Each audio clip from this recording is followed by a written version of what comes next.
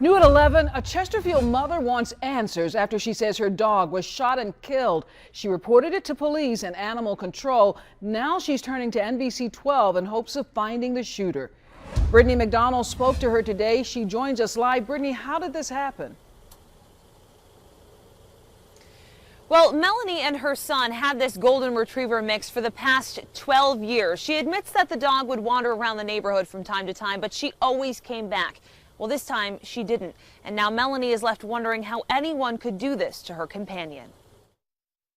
This person murdered my dog. It's been just a day since Melanie Ream's dog Honey died after she says she was shot not far from her home on Bailey Bridge Road. Honey would typically go straight through the woods here, past two houses, and down the street there. She would come home wet and muddy and need a bath, but she would come home safe. It's the first day without her daily companion in over a decade. Since Honey was a puppy, she's been with me every day, all day long. Flowers have been sent to her from friends, placed near her dog's bed, now left empty in her living room. Honey would have been 12 years old next month. The way I tried to reason why somebody would do that, and I don't know, other than they got a gun and they shot her. Melanie says her dog Honey was found by a neighbor in the ditch of this cul-de-sac less than a mile from her home. She has like a hole in her hip, and I thought she got hit with a pellet gun. Melanie reported it to police right after it happened last Wednesday morning and took Honey to the vet the next day to find out it was much more serious than a pellet wound. When they took an x-ray, she had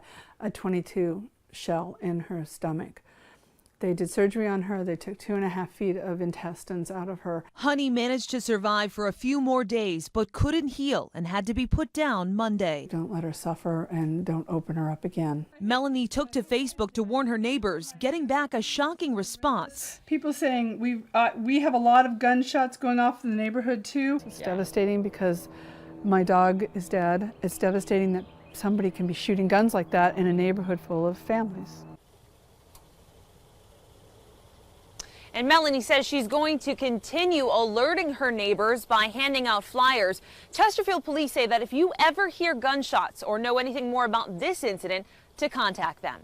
On your side in Chesterfield, Britni McDonald, NBC 12.